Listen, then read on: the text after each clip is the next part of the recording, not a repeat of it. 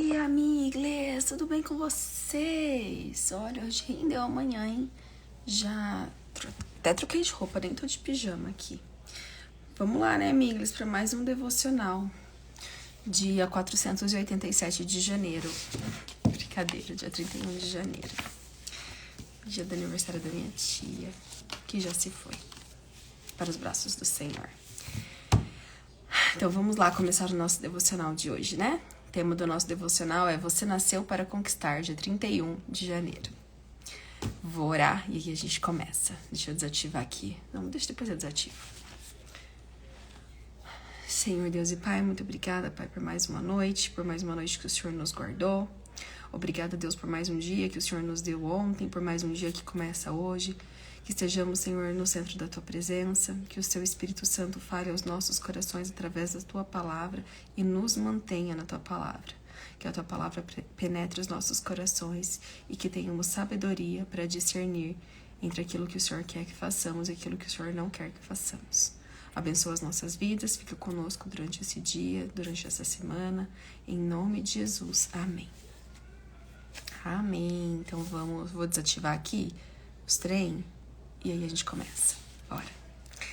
Semelhantemente, nenhum atleta é coroado como vencedor se não competir de acordo com as regras. 2 Timóteo 2,5. Assistir a uma partida de futebol, ao ver um vídeo legal na internet, é muito bom. Mas há um problema quando assistimos a TV. Ficamos na internet ou estamos no estádio de futebol assistindo um jogo. O problema é que sempre estamos como espectadores, sentados, vibrando, mas sem participar efetivamente daquilo que estamos vendo. Neste dia, Deus está falando ao nosso coração exatamente isso. Ser um espectador pode ser bom.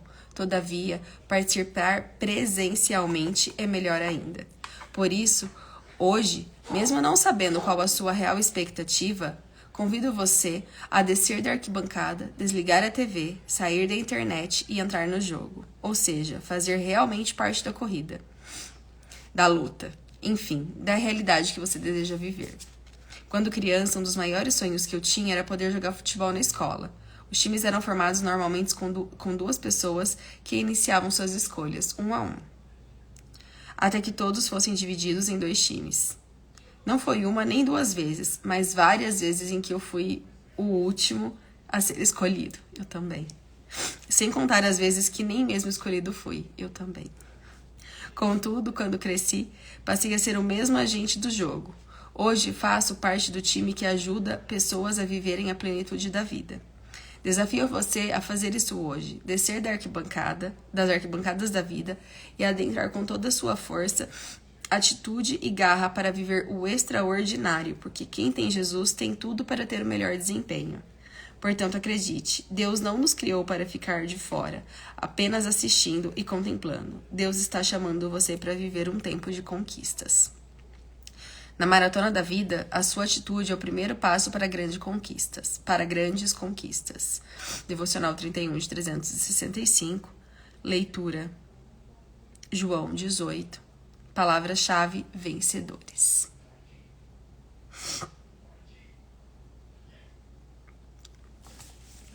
Então, vamos lá, né? Vamos lá.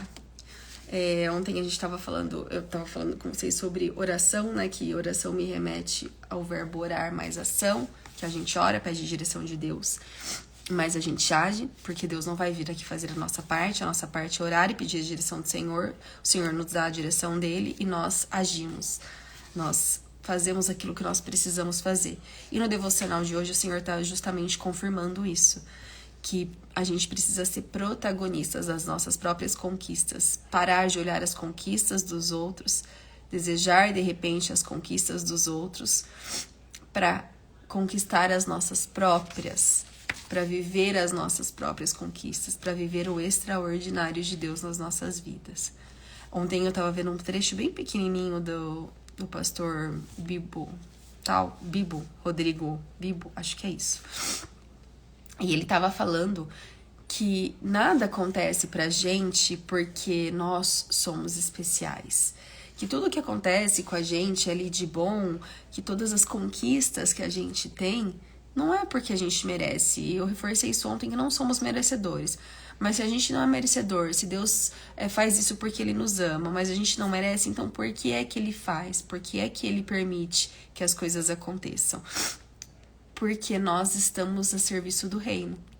É para isso que o Senhor permite que a gente conquiste o extraordinário, que a gente viva o extraordinário, para que a gente viva o extraordinário dele nas nossas vidas, porque somos filhos dele, mas também para que sirvamos ao reino. Eu tenho um pastor muito querido que me acompanha online, pastor Edson, e numa das nossas primeiras conversas, ele ora comigo pelo WhatsApp, preciso até mandar uma mensagenzinha pra ele. Ele ora comigo pelo WhatsApp, ele me instrui, sempre orando por mim quando eu tava grávida, um querido. E no começo das nossas conversas, ele me disse, o Senhor tem um propósito na sua vida. A sua mudança de país não é porque pelo trabalho do seu marido apenas, é também porque o trabalho do seu marido é a provisão para que o Senhor realize o plano através da vida de vocês. Em novembro do ano retrasado, 2022, nosso pastor Ernesto, que é o pastor que fez o nosso casamento, que batizou o Marcos e fez a apresentação dos meninos na igreja, veio visitar a gente é bem próximo. E eu acho que dos 2 dias que ele passou aqui, nós lemos 4 passagens bíblicas, antes do almoço, antes da janta ou antes de dormir. E ele meio que pregava pra gente. Olha que privilégio ter uma pregação só pra gente. E numa dessas pregações, numa dessas leituras que fizemos, ele disse pra gente que o propósito de estarmos aqui era muito maior do que o emprego do Marcos. Ele não relacionou a mim, mas ele disse que o propósito vinha do Senhor.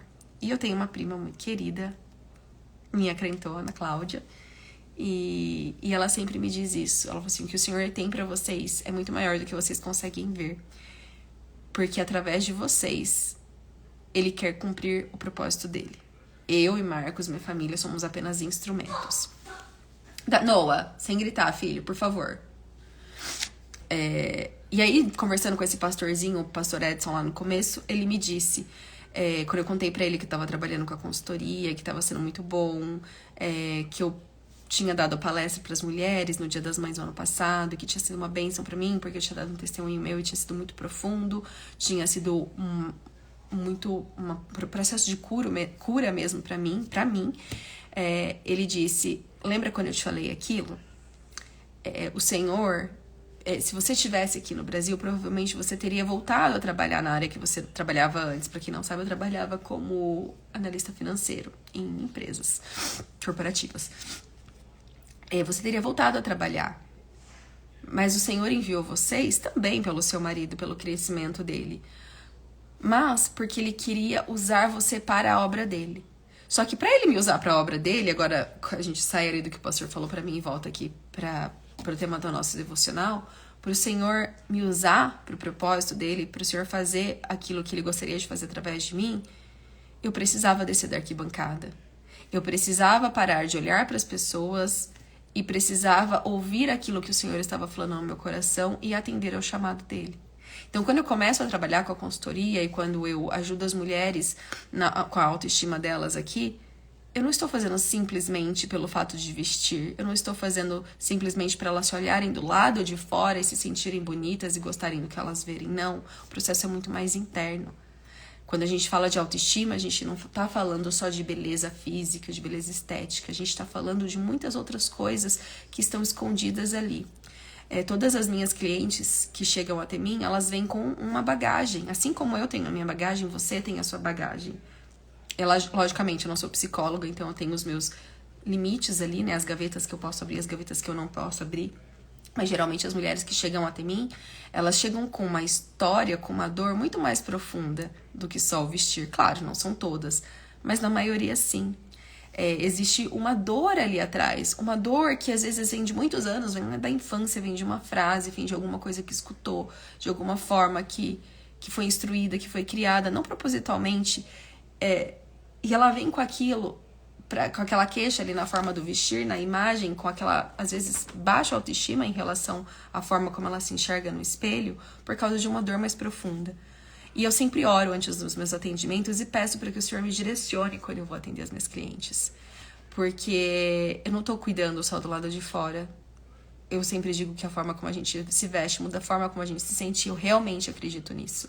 Quando eu cuido delas do lado de fora, quando eu ajudo elas a se olharem com mais amor, quando eu ajudo elas a descerem da arquibancada, pararem de observar as outras pessoas e acharem que só as outras conseguem ser bonitas ou se sentir bonitas, olhar para si mesmo com amor, quando elas descem da arquibancada e se colocam no palco, através também da forma como elas se vestem, da forma como elas se enxergam, elas estão conquistando algo que é muito importante para nós como seres humanos, a autoestima. E de novo, a autoestima não é só no âmbito estético, vai muito mais profundamente. E eu costumo pensar que se Deus criou o lírio dos campos de uma forma tão bonita, tão preciosa, e são lírios, são flores, imagina a gente. Se nós somos criados à imagem e semelhança do Senhor, imagina como o Senhor nos vê. E como é que se eu fui criada à imagem de Deus, como é que eu posso não me sentir bonita?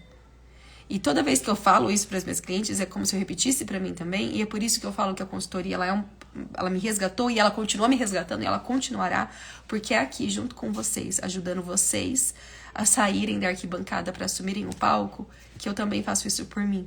Então, eu faço por vocês, mas eu também faço por mim. Eu faço por vocês porque vocês estão aqui para me ouvir, vocês estão aqui para compartilhar comigo as minhas ideias, para me ajudarem a pensar diferente, porque eu tenho alguém para quem falar sobre aquilo que o Senhor coloca no meu coração. E automaticamente, quando eu falo para vocês, eu repito para mim. Então é um ciclo. Eu ajudo vocês e vocês automaticamente me ajudam. Então, esse momento de devocional que a gente tem aqui, quando a gente está aqui refletindo na palavra do Senhor juntas, né? É um monólogo, porque só eu falo. E eu tô aqui compartilhando com vocês os meus pensamentos. Os meus pensamentos não, né? A palavra que o Senhor coloca no meu coração. Eu estou dando o meu passo para sair da arquibancada. Eu estou saindo do meu lugar de telespectadora, de olhar para o outro e achar que só o outro é capaz e que, coitada de mim, eu não consigo, eu não sou boa o suficiente.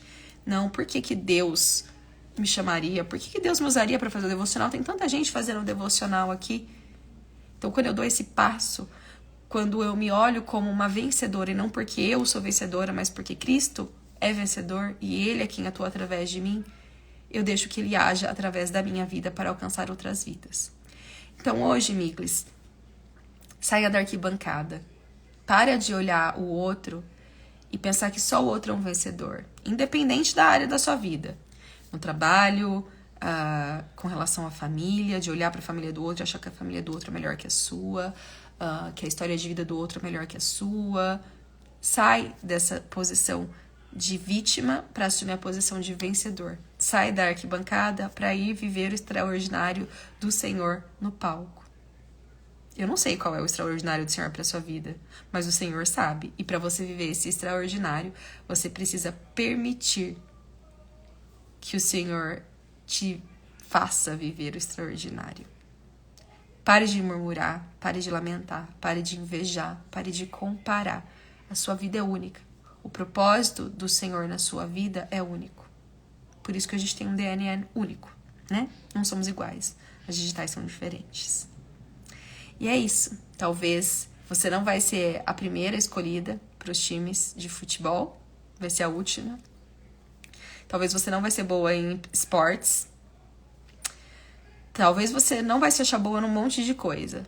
Mas eu tenho certeza que Deus tem algo muito bom para revelar para você sobre o que você é bom e em como você pode ajudar outras pessoas através do propósito do Senhor, através da sua vida. Então saia da arquibancada e vá viver o propósito do Senhor. Vamos orar?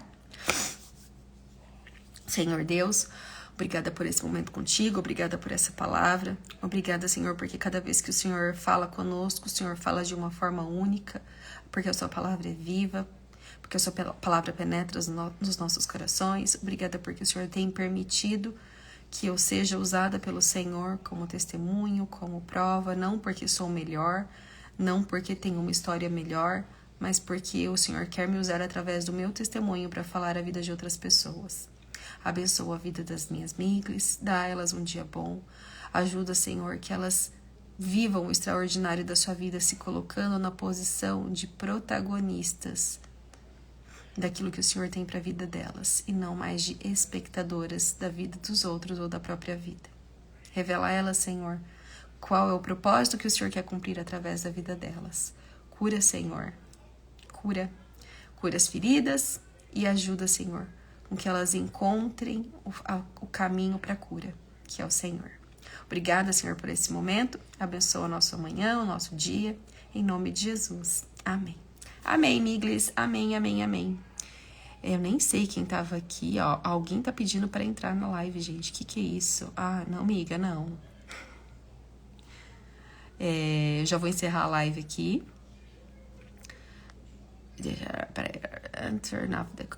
Pronto. Vou encerrar a live aqui, porque vamos começar o nosso dia, né? 7:01 aqui pra mim, 9:01 pra vocês aí no Brasil.